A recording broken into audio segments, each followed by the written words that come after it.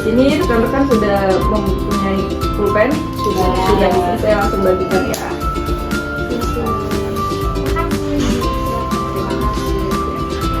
Silahkan kalian isi ya.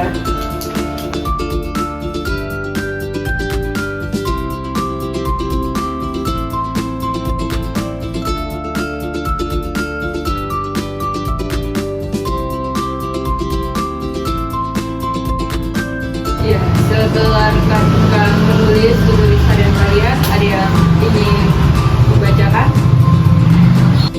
Saya Mbak, perkenalkan sebelumnya nama saya Nurul Amalia dari PT MSR Rempah. Jadi ini tuh tulis harian saya. Jadi itu sekitar pukul jam 6.00 saya baru bangun tidur. Setelah bangun tidur itu saya mandi, habis mandi, prepare dan makeup segalanya. Selesai sampai jam 7.40 saya langsung berangkat ke kantor. Nah, setibanya di kantor itu jam 8. Nah, jam 8 itu saya beres-beres kantor, rapi-rapihin kantor. Nah, mulai kerjanya itu di jam 8.30. Jam 30 saya benar-benar udah mulai kerja dan persiapin untuk pengiriman yang akan datang. Nah, di jam 12-nya itu adalah jam istirahat. Jam 12 sampai jam 1 itu saya istirahat, sholat, terus makan. Nah, mulai kerja lagi di jam 1. Nah, di jam 2-nya itu biasanya kita melakukan makan jajan keluar. Nah, dari jam 2 habis selesai itu lanjut kerja lagi sampai jam 16.40 saya persiapan untuk pulang ke rumah. Jam 5 saya pulang ke rumahnya. Nah, kita aja sih tulis harian saya. Guys, sekarang tulis kalian bisa dikumpulkan ke saya.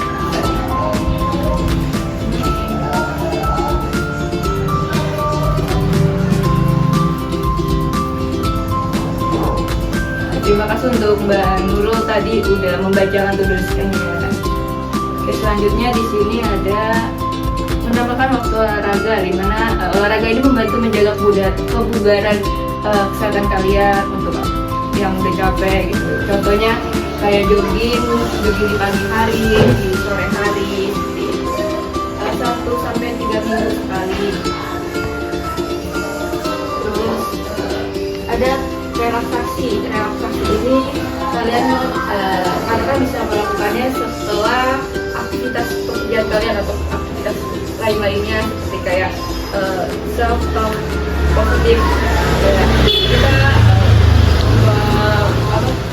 bilang afirmasi yang baik positif pada kita gitu.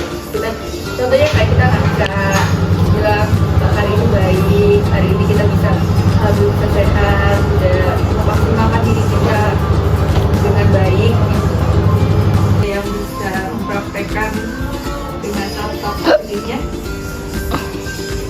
Saya Mbak, sebelumnya perkenalkan nama saya Adinda Nabila, saya dari PT MSH Rempah. Baik, di sini saya akan mencontohkan bagaimana self-talk positif ini. Jadi biasanya saya sebelum melakukan kerja atau pergi ke tempat kerja, saya biasanya melihat cermin untuk mengatakan afirmasi positif untuk diri saya, kayak misalnya hari ini harus bahagia, hari ini harus menjalani semuanya, hari ini harus ceria, nggak boleh bad mood, nggak boleh galau-galau atau apapun. Mungkin cukup sekian contoh self-talk positif dari saya. Terima kasih untuk Mbak Dinda sudah mempraktekkan self-talk positifnya. Lalu di sini selanjutnya ada perluasan jaringan dukungan sosial, di mana mungkin kalau misalkan kalian rekan-rekan bekerja memiliki relasi yang baik. Nah, di sini penting nih untuk jaringan dukungan sosial buat kita merasa juga semangat, punya relasi yang banyak dalam pekerjaannya seperti itu. Ya baik, selamat siang rekan-rekan semuanya. Selamat siang. Terima kasih telah menghadiri sesi pada kali ini. Sesi kali ini kita akan membahas tentang strategi manajemen stres, yang dimana kita bakal melihat nih strategi manajemen stres dari pendekatan organisasi. Kita bakal menjelajah jauh terkait tentang bagaimana peran organisasi dalam menciptakan hubungan kerja atau lingkungan kerja yang minimum dari stres. Oke, masuk ke slide pertama yaitu tentang menciptakan iklim organisasi yang mendukung. Jadi teman-teman, rekan-rekan semuanya, organisasi yang birokratis atau yang kaku itu sebenarnya tidak terlalu baik untuk karyawan. Kenapa? Karena kaku dalam organisasi itu membuat karyawan itu tidak punya kontrol dalam pekerjaannya. Nah, bagi teman-teman atau rekan-rekan HRD untuk mengatasi hal ini bisa melakukan dengan partisipatif fleksibel, yaitu dengan memberikan penguatan. Jadi untuk para rekan-rekan HRD, kalian bisa memberikan sebuah penguatan atau apresiasi terkait dengan kinerja karyawan pada organisasi agar karyawan itu bisa nyaman dan tidak stres dalam pekerjaannya. Masuk ke dalam slide kedua yaitu seleksi dan penempatan kerja yang tepat. Jadi untuk para Ibu HRD yang terhormat, Bapak Direktur atau Bapak CEO, kita bisa melihat ya, sebelum menempatkan karyawan dalam posisi kerja, kita harus menyeleksi dari minat bakatnya terlebih dahulu. Kenapa?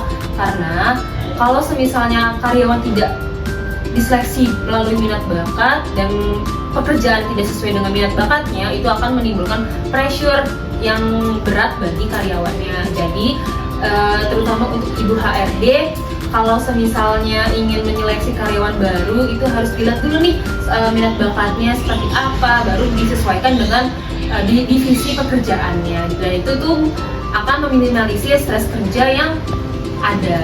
Masuk ke dalam slide selanjutnya itu mengurangi konflik dan kualifikasi peran. Nah, jadi biasanya konflik yang terjadi dalam organisasi itu bukan dari konflik individu aja ya, tetapi bisa dari peran nih, ketidakpastian peran, kerjanya apa, perannya apa, seperti itu ya. Jadi untuk meminimalisir ketidakjelasan peran atau konflik peran bisa dilakukan dengan job description, yaitu kualifikasi perannya apa, tugasnya apa, jadi tidak multi job desk.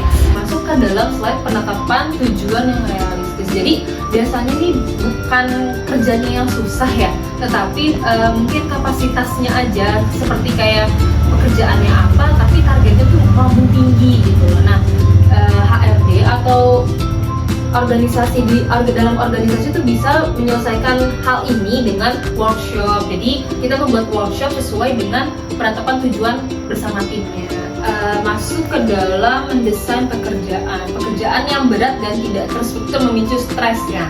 Jadi gimana nih cara kita buat reschedule tugas-tugas apa dulu nih yang harus dikerjakan, tugas apa dulu yang paling susah, tugas apa dulu yang deadline-nya tuh mepet banget. Nah, dari situ makanya saya akan menyiapkan kertas untuk kalian sebagai pelatihan pulang penyusunan tugas. Nanti kalian isi ya reschedule nih, mencari skala prioritas tugas-tugas mana dulu nih yang harus kalian kerjakan.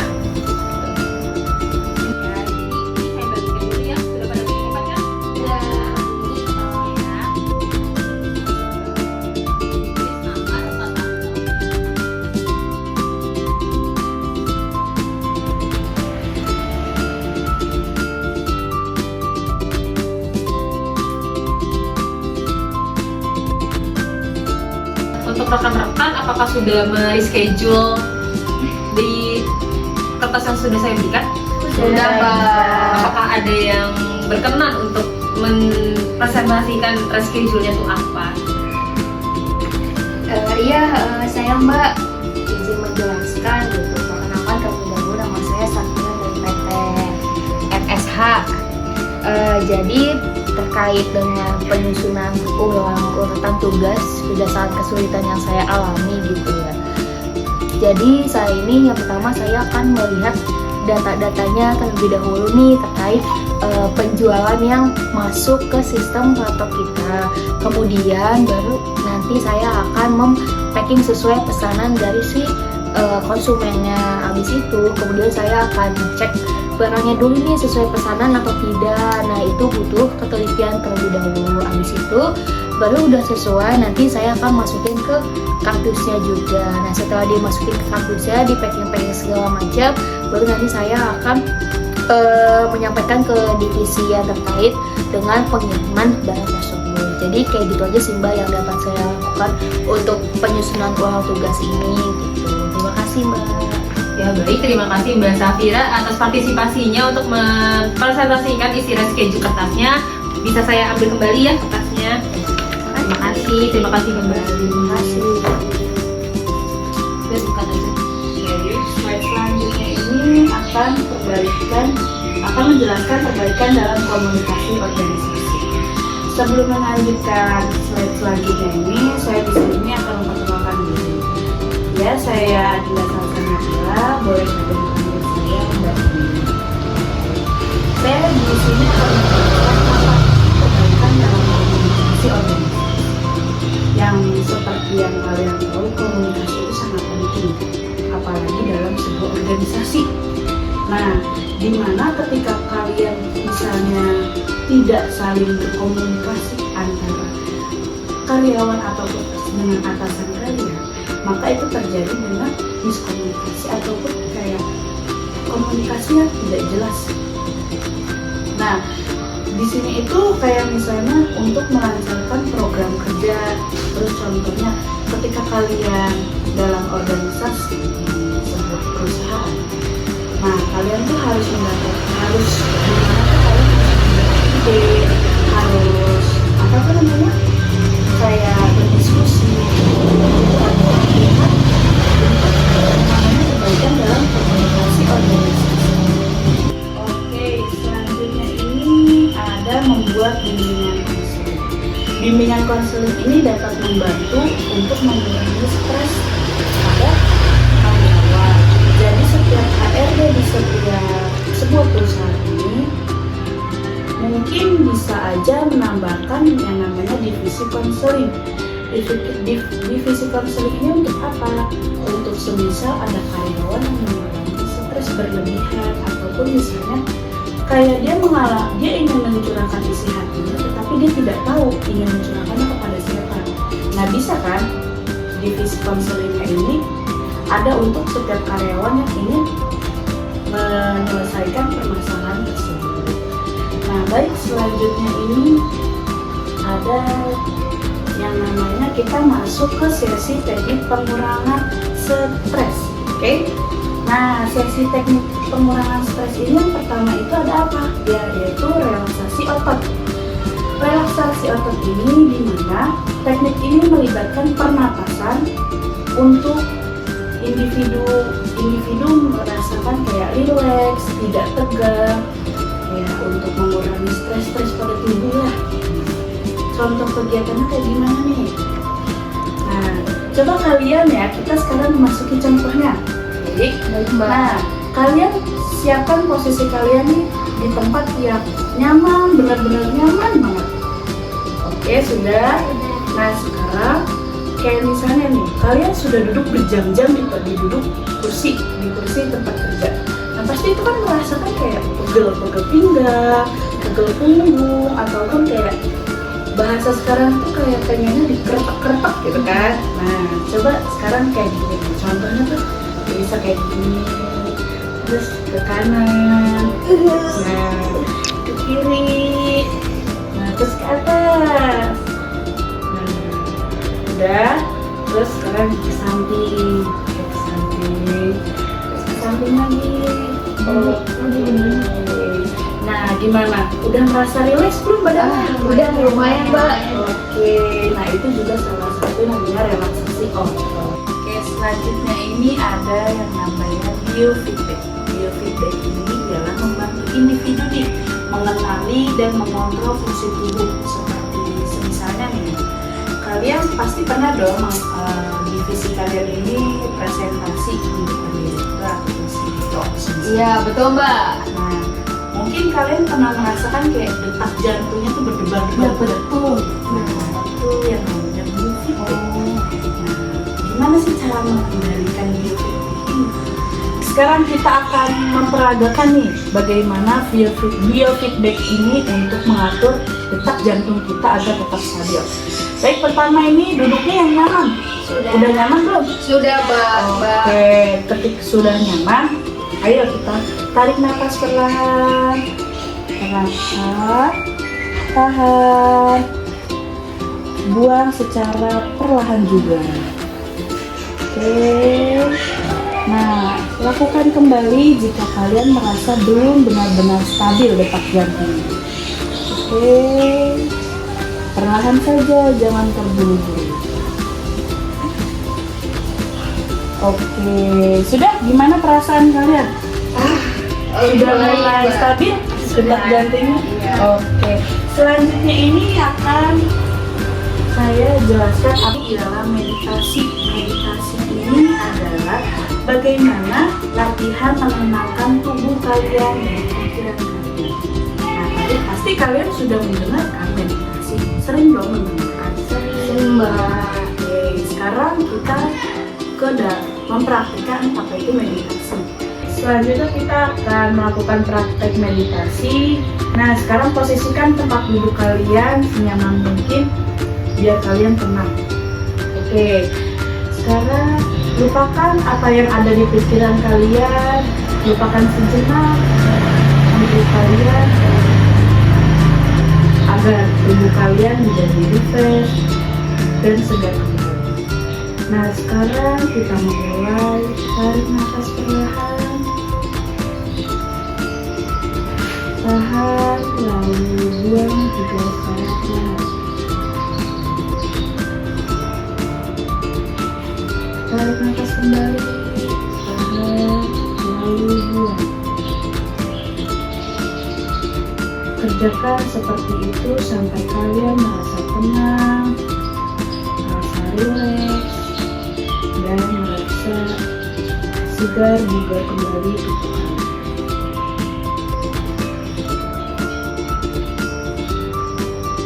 Oke, jika sudah, buka matanya. Baik, sekarang jika sudah, buka mata kalian. Sudah? Bagaimana, sudah merasa rileks? Sudah sangat baik, Mbak. Makasih sebelumnya. Jadi, selamat siang teman-teman semua. Siang, Mbak. Jadi, sebelum kita melanjut ke sesi berikutnya, saya akan memperkenalkan diri saya dulu. Perkenalkan, nama saya Nurul Amalia dari Universitas Indonesia PGRI. Nah, pada siang hari ini tuh kita juga akan bahas pembahasan yang terdahulu itu. Selanjutnya kita akan membahas masuk ke sesi rekonstruksi kognitif. Nah, apa sih yang dimaksud dengan rekonstruksisasi kognitif?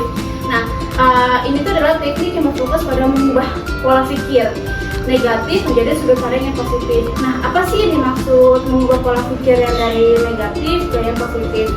Nah, biasanya itu tuh kita kayak suka berpikir kayak tentang hal-hal negatif nih. Apapun itu, entah itu masalah pekerjaan atau di luar masalah pekerjaan. Nah, rekonstruksi kognitif ini kita akan mengubah nih pola pikir kita yang jadi negatif ke yang menjadi positif. Nah, juga ada contohnya itu, kita latihan berpikir kayak seharusnya nih, contohnya kalau misalnya dalam kerjaan kayak seharusnya kayaknya saya tuh nggak boleh nih ngelakuin hal-hal yang kayak gini. Seharusnya nih saya nih ngelakuinnya itu dari A sampai Z, bukan yang mengacak-acakan. Nah, itu kan terkadang kan pola pikiran itu kan malah bikin lebih dari kita sendiri kan. Nah, seharusnya kita jangan memikir-mikirkan hal-hal yang seperti itu. Seharusnya kita ya udah kita jalanin aja dulu, kita berpikir positif aja. Oh, ternyata kalau misalnya kita dari A sampai Z malah lebih bagus ya. Nah, selanjutnya kita akan masuk ke slide selanjutnya, yaitu kiat atau tips. Nah, untuk kita biar merelaksasikan tubuh kita, biar tubuh kita menjadi sehat juga dan tidak terlalu memikirkan hal-hal yang negatif. Pertama itu adalah sediakan waktu yang rileks. Nah, sediakan waktu rileks. Jadi itu kan sebelum kita beraktivitas hal-hal berat. Terkadang kita butuh relaksasi tubuh kita seperti meditasi, yoga, atau melakukan teknik pernapasan. Kayak misalnya kita mengatur pernapasan kita biar kita rileks. Kayak mungkin perlahan kita atur napas kita, terus buang, biar kita tuh rileks. Pikiran kita juga tenang, jadi nggak terlalu men-trigger hal-hal yang bikin kita buyar.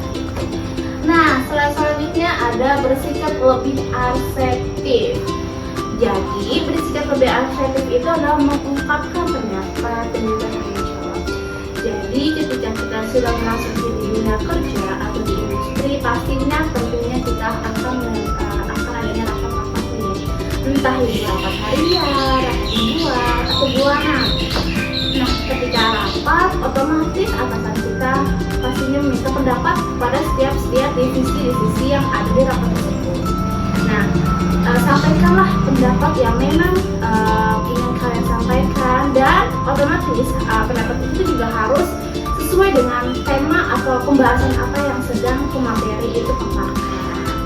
Gitu. Dan juga pendapatnya juga kalian harus utarakan itu dengan jelas, vulgar, serta sopan gitu. Selanjutnya itu ada bekerja lebih efisien, bagi waktu tugas sesuai jam produktif serta buat prioritas.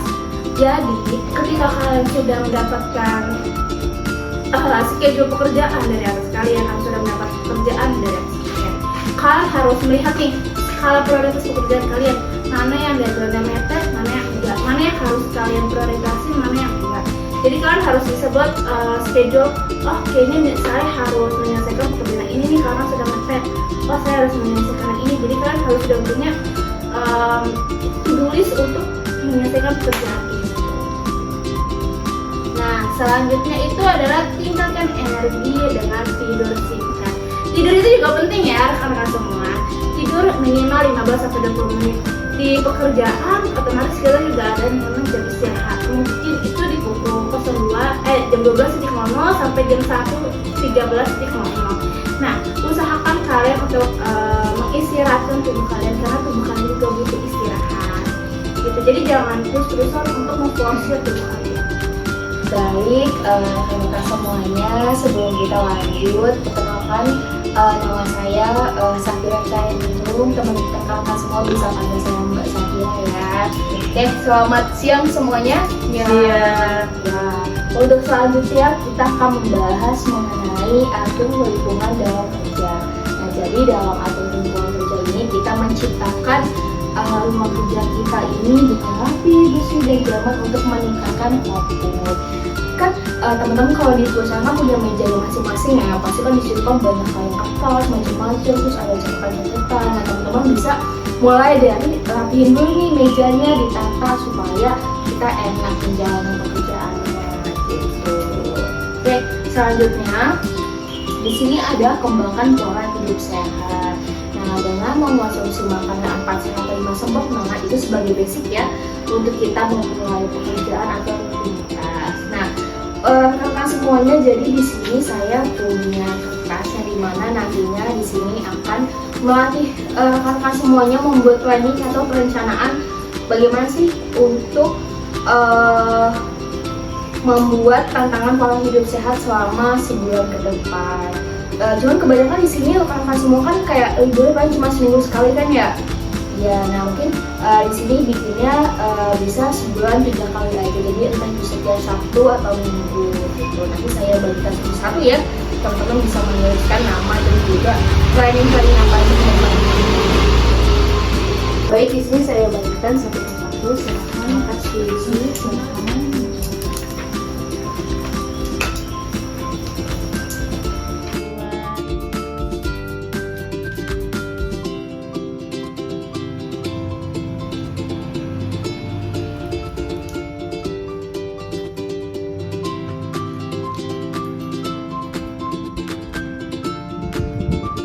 Baik, rekan semua, apakah sudah selesai menuliskannya? Sudah. Ya.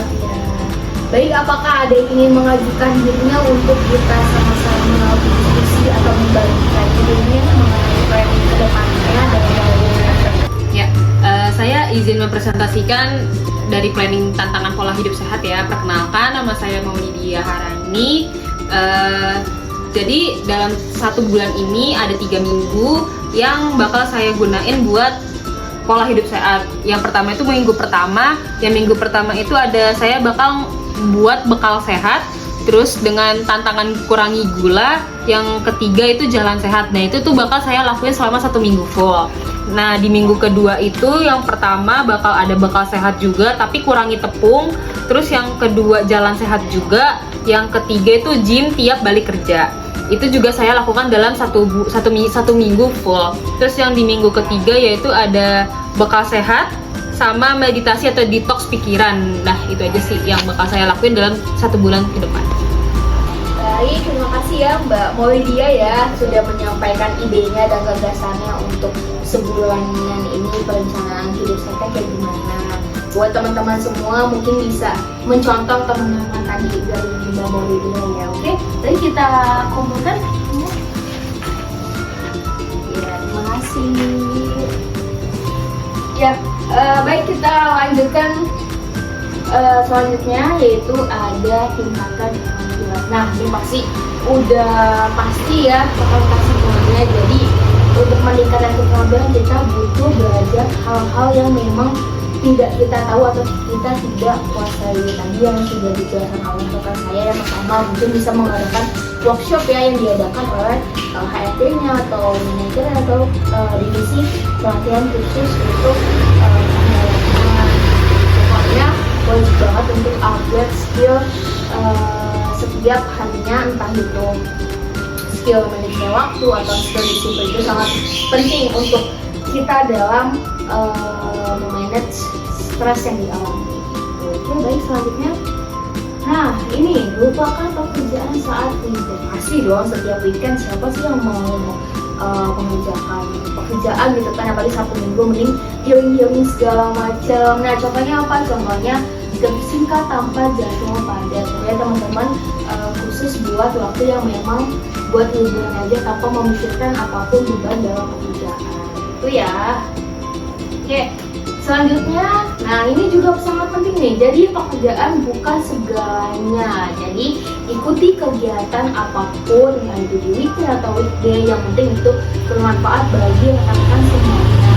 Artinya apa? Bangun diri kita untuk bisa lebih percaya apa yang ada di luar sana. Jadi dengan healing, liburan atau gimana, atau bisa melakukan hobi kita, mau mancing, nanti main badminton atau segala macam ya.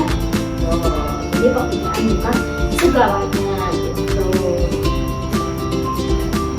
Nah, oke, baik, udah di penghujung pelatihan ya buat rekan-rekan semuanya. Tadi sudah dijelaskan bagaimana manajemen stres dalam pendekatan individual, manajemen stres dalam pendekatan organisasi. Tadi juga kita melakukan meditasi ya. Meditasi itu tadi apa lagi? Atau penapasan ya, kasih segala sudah dilakukan. Nah, ini adalah pelatihan bagaimana ketika nanti rekan-rekan semuanya ketika sedang stres bisa melakukan hal-hal yang sudah kita lakukan latihan tadi ya. Mungkin itu saja yang dapat saya sampaikan. Selebihnya mohon maaf bila ada kata-kata yang tidak dipahami atau tidak dimengerti teman-teman semua. Semoga pelatihan kita ini dapat bermanfaat ya bagi rekan semuanya. Pamit undur diri. Wassalamualaikum warahmatullahi wabarakatuh.